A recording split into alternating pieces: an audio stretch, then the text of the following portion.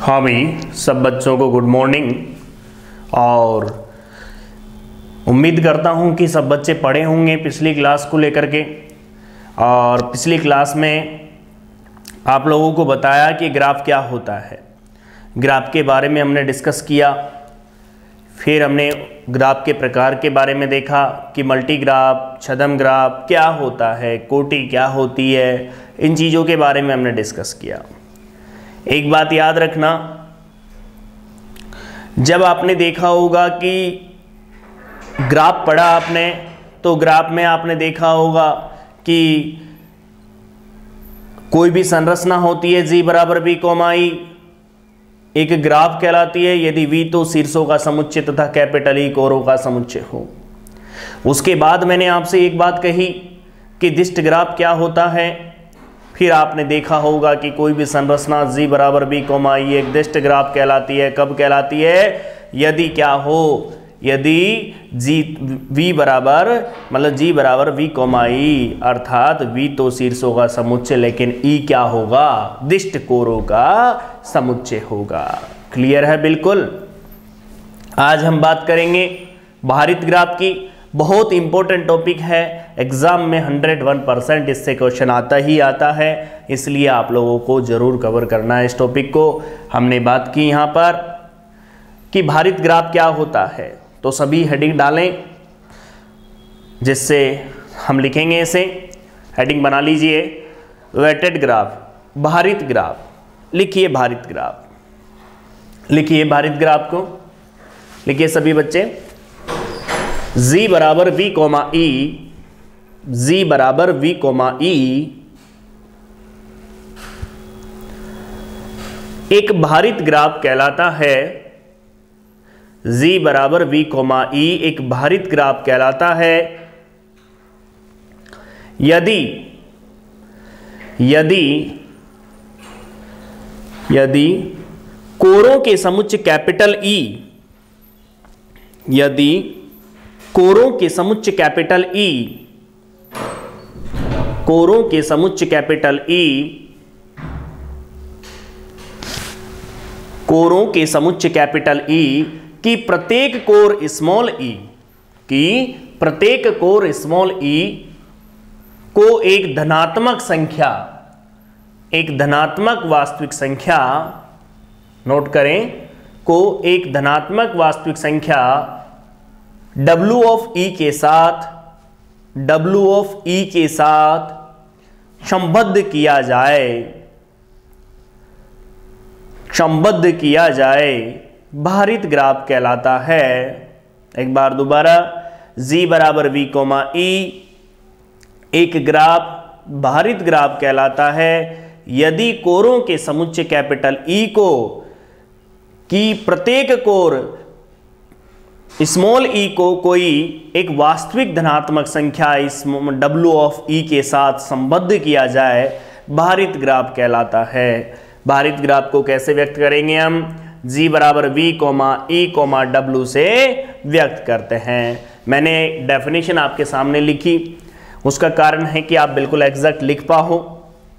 आज हम बात करेंगे कि भारित ग्राफ में किस तरह से हम लघुत्तम मार्ग समस्या को सोल्व करते हैं, अर्थात द्विवस्त्रा विधि हम यूज करेंगे उसके लिए।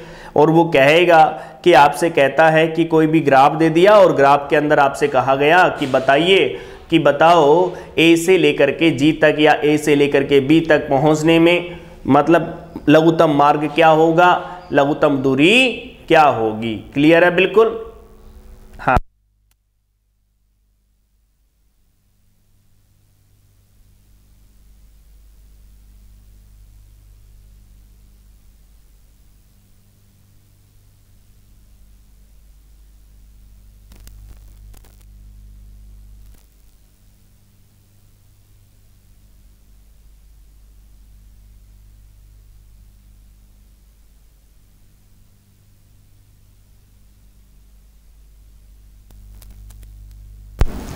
हाँ भी,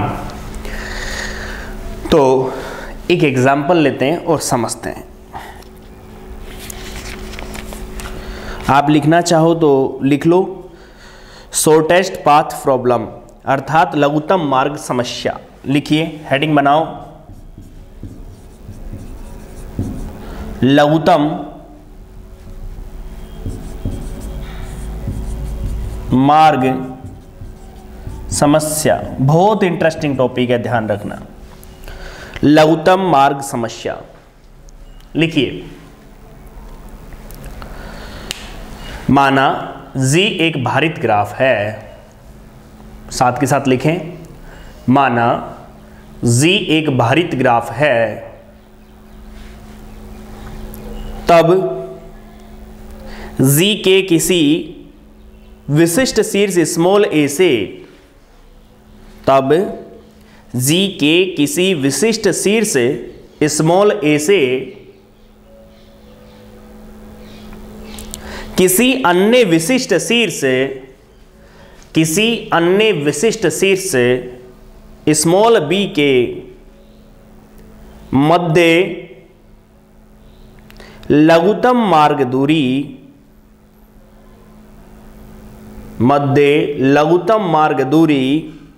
ज्ञात करना लघुत्तम मार्ग समस्या कहलाती है। लघुत्तम मार्ग समस्या कहलाती है। एक बार दोबारा सुने। माना जी एक भारित ग्राफ है, माना जी एक भारित ग्राफ है, तब जी के किसी विशिष्ट शीर्ष स्मॉल ए से किसी अन्य विशिष्ट शीर्ष स्मॉल बी के मध्य लघुत्तम मार्ग दूरी ज्ञात करना लघुत्तम मार्ग समस्या कहलाती है। क्लियर है भाई? अब हम क्या करेंगे, सुनिए ध्यान से। बड़ा इंटरेस्टिंग टॉपिक है, बहुत इंटरेस्ट आएगा पढ़ने में। हम लघुत्तम मार्ग समस्या ज्ञात करेंगे और उस समस्या के लिए करेंगे क्या, सुनिए ध्यान से। लघुत्तम मार्ग समस्या के लिए हमें एक बात याद रहनी चाहिए कि अभी जो है देखो, जैसे जैसे समय गुजरता जा रहा है वैसे वैसे महंगाई बढ़ती जा रही है। आपने देखा होगा महंगाई इतनी हो गई है कि आपका काम है कि कितना भी आप कमाते हो लेकिन खर्चा बहुत ज़्यादा होता जा रहा है, क्योंकि पहले में और अब में हर चीज़ की रेट में फ़र्क है। तो आज हम इस एग्जाम्पलों के माध्यम से द्विवस्त्रा विधि को बिल्कुल क्लियर करेंगे। कुछ बातें मेरी ध्यान से सुनोगे आप, उसके बाद ही क्वेश्चन पर चलोगे। सबसे पहले तो मेरी बात ध्यान से सुनिए आप लोग सभी। पहला पॉइंट सुनिए सभी, द्विवस्त्रा विधि की बात कर रहे हैं और इसके लिए हम क्या करेंगे। सबसे पहले तो पहली बात तो यह है कि यदि किसी जगह जाना संभव नहीं है तो उसे क्या बोला जाएगा, बताइए? असंभव बोला जाता है। बोला जाता है कि नहीं जाता? अरे कहीं पहुंचना संभव नहीं है तो इसका मतलब वो क्या है, असंभव है। असंभव को मैथ्स की भाषा में क्या बोलते हैं हम, इनफाइनाइट। सोचो मैं घर पे बैठा हूं और मैं सोच रहा हूं कि मैं कॉलेज चला जाऊं, मैं कहीं दूसरी जगह जहां जाना चाहता हूं, जयपुर चला जाऊं, जा सकता हूं क्या? संभव ही नहीं है जब तक मैं चलूं नहीं। इसका मतलब आप बाइक लेके खड़े हो और बाइक स्टार्ट नहीं है, बस खड़े हो आप और आप सोच रहे हो कि हम वहां पहुंच जाए, वहां पहुंच जाए, वहां पहुंच जाए। बताइए पहुंच सकते हैं क्या? बिल्कुल पॉसिबल नहीं है, आप नहीं पहुंच सकते। जब तक कि गाड़ी स्टार्ट नहीं होगी तब तक कहां से पहुंचोगे? तो सबसे पहली चीज तो ये आती है हमारे पास कि यदि कहीं पर जाना संभव नहीं है तो क्या बोला जाता है, असंभव। और मैथ्स की भाषा में असंभव को हम क्या बोलते हैं, इन्फिनिटी बोलेंगे। क्लियर सी बात है। अब कहीं पर घूमने गए, अब घूमने गए तो कुछ बातें आप ध्यान से सुनेंगे कि घूमने जाते हैं तो क्या होता है, गाइडों की आवश्यकता होती है, आप अच्छे से जानते हो। अब आप जैसे बाहर गए तो दो गाइड मिले आपको, एक तो मिले इंडियन था और एक था वहीं का कोई। अब एक बात बताइए, दोनों गाइड आपको कुछ सजेस्ट कर रहे हैं, तो अब आपका जो उस पर ट्रस्ट करने अर्थात विश्वास करने की जो प्रोबेबिलिटी रहेगी, वो जो आपसे पहले से या अपने देश से हैं या अपने पास से हैं, मान लो पड़ोस से ही है कोई, तो उस पर ज्यादा विश्वास करोगे आप। तो कहने का मतलब कई बार क्या होता है कि जैसे मान लो कि आपको कहीं पर जाना है, अब जाना है तो एक बात बताइए, आप लोग समझदार हो, कहीं पर जाना है तो एक बात बताओ कि जब आपके पास एक रास्ते में तो 10 किलोमीटर चलना पड़ रहा है, एक रास्ते में से आपको 2 किलोमीटर चलना पड़ रहा है, तो आप बताइए 10 किलोमीटर चलोगे या 2 किलोमीटर चलोगे? भाई पेट्रोल की बचत करना है तो 2 किलोमीटर ही चलोगे, 10 किलोमीटर क्यों चलोगे बताओ? पहुंचना तो 2 किलोमीटर वाले रास्ते से भी पहुंच जाओगे और 10 से भी पहुंच जाओगे। तो ऐसा रास्ता लेना है हमेशा जो न्यूनतम दूरी तय करनी पड़े। क्या बोला मैंने? न्यूनतम दूरी तय करनी पड़े। क्लियर है बिल्कुल। एक और बात ध्यान से सुनेंगे आप लोग। वो क्या सुनेंगे? ध्यान से सुनिए कि यदि मैं बात करूं किसके लिए बात करूं कि मान लो सपोज करो कि आपने कहा कि न्यूनतम दूरी लेनी पड़ेगी आपको कोई सी भी, जहां पर आप चल रहे हो। तो एक एक 1 बाय 1 चीजों को हम क्लियर करेंगे। पहले हम एक एग्जांपल लेते हैं और उसको समझते हैं।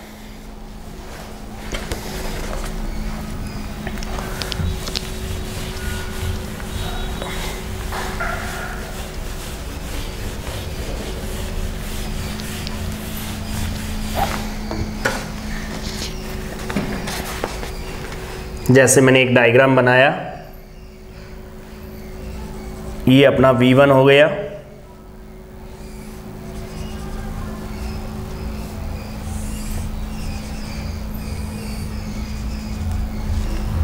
देखिए आप लोग,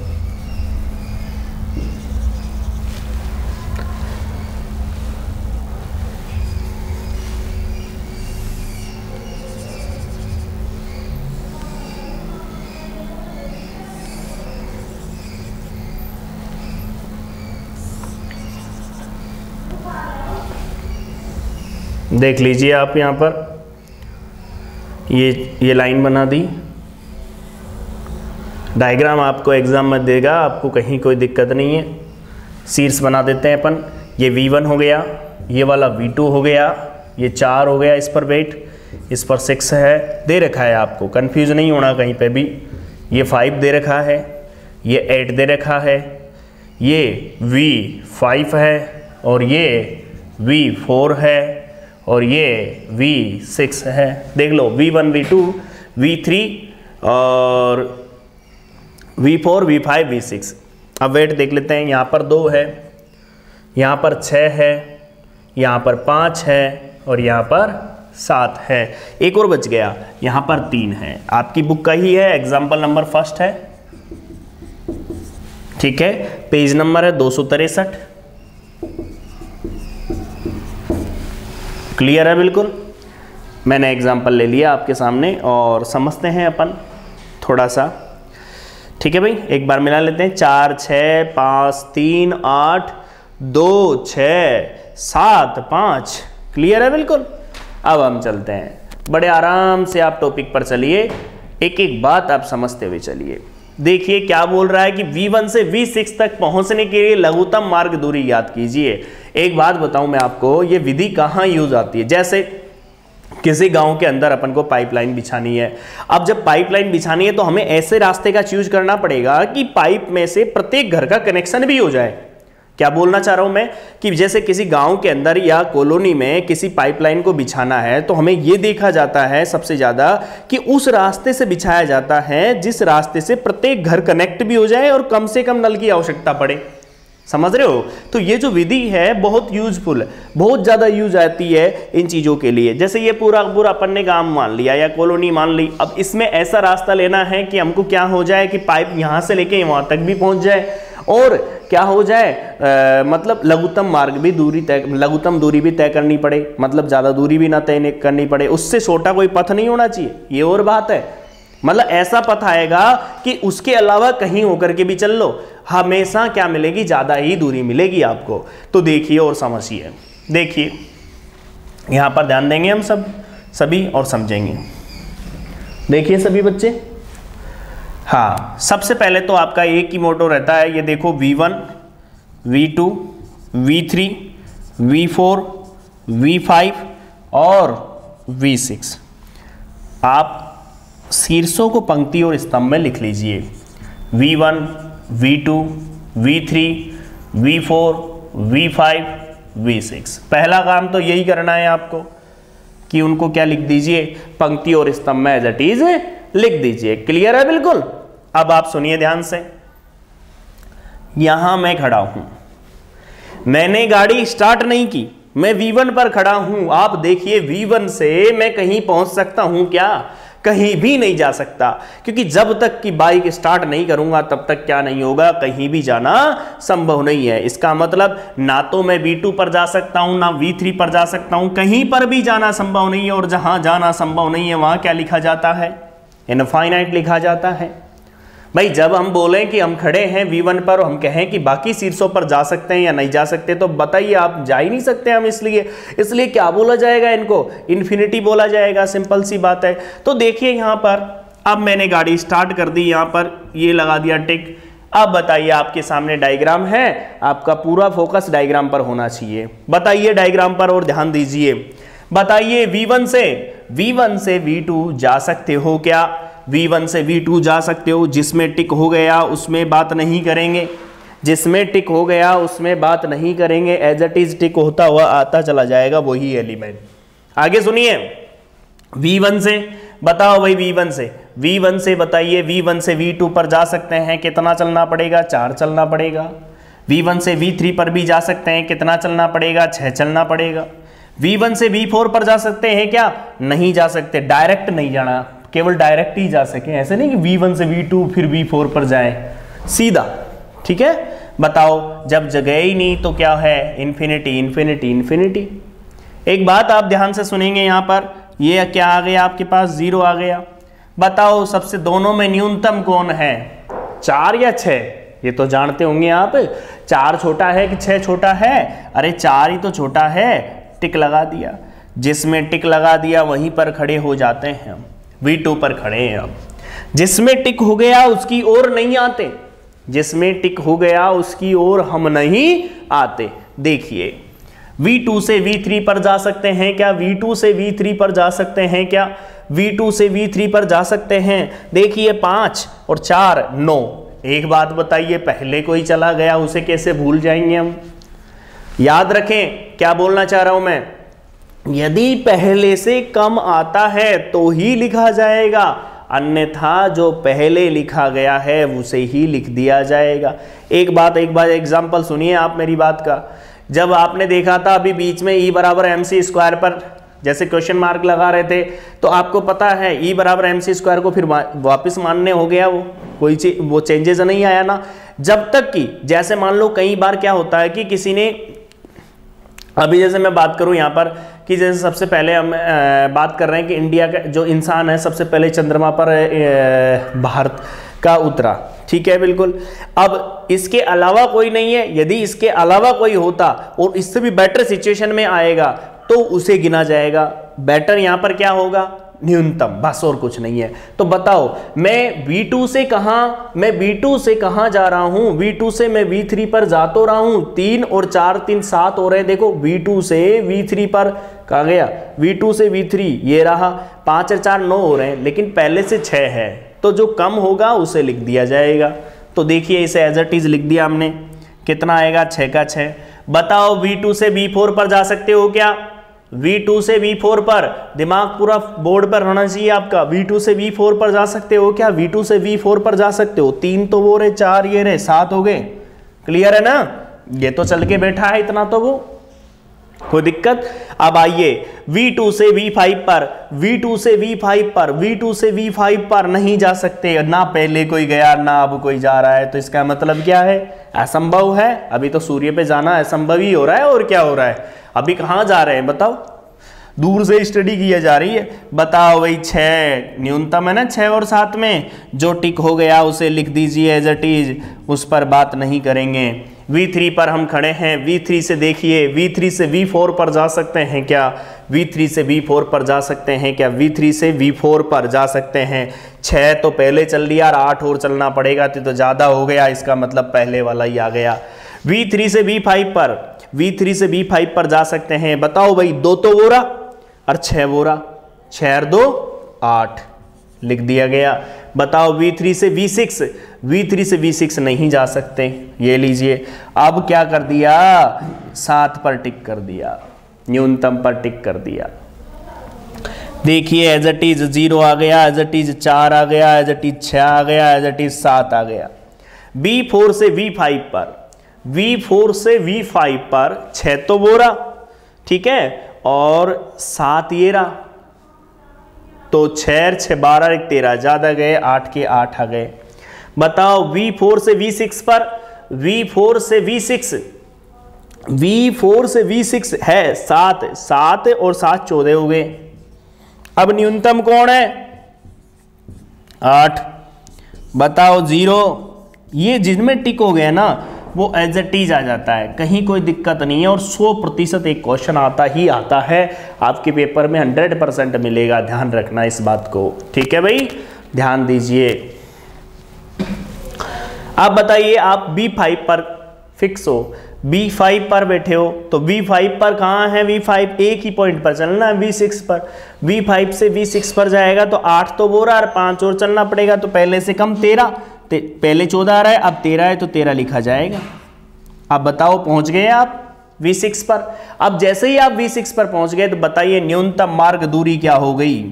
न्यूनतम मार्ग दूरी वो कितनी हो गई? वो हो गई 13। और मैं बात करूं पथ की तो चल लेते हैं पथ। बताओ ऐसा पथ ढूंढना है कि 13 ही दूरी तय हो। बताइए भाई, सोचो, दिमाग लगाएं, थोड़ा सा समझने की कोशिश करें। बताओ भाई, एक बार इसको देख लो। आप लोगों को कोई भी दिक्कत है किसी भी प्रकार की तो आपको मैं एक बार और रिपीट कर दूंगा, या रिपीट करने से ज़्यादा बढ़िया है कि आप खुद समझें, क्योंकि अगले क्वेश्चन में और भी क्लियर हो पाएगा, ठीक है ना। तो आप लोग देखें इसको, इसमें बस एक ही चीज़ है आपको कि थोड़ा सा फोकस करना है, धीरे धीरे धीरे धीरे चीज़ें क्लियर हो जाएगी आपकी, कहीं कोई डाउट नहीं रहेगा आपको। न्यूनतम मार्ग दूरी पथ है, पथ हम लिख देते हैं V1 से V3। अब आप खुद सोच लो, V1 से V3 पर गया, V3 से V5 पर गया, V5 से V6 पर गया। देख सकते हो, V1 से V3, V3 से V5, V5 से V6, V1 से V3 ये वाला, फिर कहाँ गया? V3 से V5, 6 और 2 8, 8 और 5 13, मिल गया पथ। बताओ, जिसके माध्यम से वो डायरेक्टली पहुंच रहा है सबसे न्यूनतम। अब किधर भी घूम लो आप, इससे चेंज नहीं होगा पथ भाई, इससे चेंज नहीं होगा, ये बात ध्यान रखना। क्लियर है बिल्कुल। अब आपको काम क्या करना है? आपको इसी क्वेश्चन को दोबारा, जैसे एक बार आपने सोल्व कर लिया उसके बाद आपको दोबारा सोल्व करना है इसी क्वेश्चन को, ठीक है ना भाई। और सोल्व करने के लिए क्या करोगे? डायग्राम बनाओगे, फिर खुद बनाओगे इसको। 100% आपके पास एग्जाम में क्वेश्चन आएगा, चाहे वो पार्ट ए में आ जाए, चाहे वो पार्ट बी में आ जाए। मैंने आपको बता रखा है कि जो आपका पेपर है सेमेस्टर का, उसके 2 पार्ट होंगे, पार्ट ए और पार्ट बी। पार्ट ए होगा और पार्ट बी होगा, समझने की कोशिश करना। मैंने बोला आपके क्वेश्चन पेपर के 2 पार्ट होंगे, पार्ट ए और पार्ट बी। और आपको ये भी मैंने बता दिया कि पार्ट बी के अंदर तो 4 यूनिट होगी 1 बाई 1 आपकी, और पार्ट ए के अंदर वो 4 यूनिटों के सिलेबस से आपके 8 क्वेश्चन आने वाले हैं। प्रत्येक क्वेश्चन की जो मार्क्स होंगे वो 8, मतलब उसके अंदर कितने के होंगे? 8 नंबर का होगा, सॉरी 3 नंबर का होगा। क्यों? क्योंकि 8 क्वेश्चन आएंगे, 24 नंबर की वो यूनिट हो गई पार्ट ए। ध्यान से सुन लेना, आप लोगों को मैंने पहले भी बता दिया, पार्ट ए में कितने नंबर का रहेगा मैटर? 24 नंबर का। प्रत्येक क्वेश्चन कितने नंबर का रहेगा? ये रहेगा 3 नंबर का। कितने क्वेश्चन आएंगे? 8 क्वेश्चन आएंगे। समझ में आ गई बात आपको? दूसरी बात, पार्ट बी के अंदर आपको पता है, पार्ट बी के अंदर प्रत्येक यूनिट ही 24 नंबर की रहेगी। ऐसी कितनी यूनिटें होगी? ऐसी यूनिटें होगी आपकी कितनी? 4 यूनिट। समझ में आ गई बात? और जो सी ए के नाम से आपके सिलेबस में दे रखा है 30 नंबर का, तो इसका तो अभी आपको न्यूज में भी मिल रहा है, आपको पता चल रहा होगा। मिड टर्म एग्जाम जो होगा आपका, उसके अंदर आपसे उसके आधार पे भी लिया जा सकता है, ध्यान रखना इस बात को। तो आप लोग उसकी भी तैयारी करें। और उसका सिलेबस के लिए मैंने आपको बोल दिया कि ये जो प्लेलिस्ट आपकी चलेगी वो उसी के अकॉर्डिंग चलेगी। बीच बीच में जैसे मान लो जितनी भी हो सकेगी उतनी 7-8 दिन में आपकी प्रिपरेशन मैं करवाऊंगा। और सिलेबस में तो है ही है, सिलेबस में तो है ही है, उसमें कोई दो राय ही नहीं है। जो आप जो सेमेस्टर की एग्जाम दोगे, फर्स्ट सेमेस्टर दोगे, वो तो है ही है, लेकिन उसमें से भी मैं जो अलग से प्लेलिस्ट जो बनाई है वो केवल और केवल देखा जाए तो आपके मिड टर्म एग्जाम को देख करके भी एक्स्ट्रा क्वेश्चंस वगैरह लिए जाएंगे उसके अंदर, जो आपको राजस्थान यूनिवर्सिटी की जो एग्जाम होगी अभी, तो उसके लिए भी लिए जाएंगे, ठीक है ना। तो दोनों चीज़ें कवर होकर के चले जिससे आपको दिक्कत नहीं आए और आप बिल्कुल ईजी वे में आप क्लियर हो जाए सेमेस्टर, ठीक है भाई। थैंक यू आज के लिए।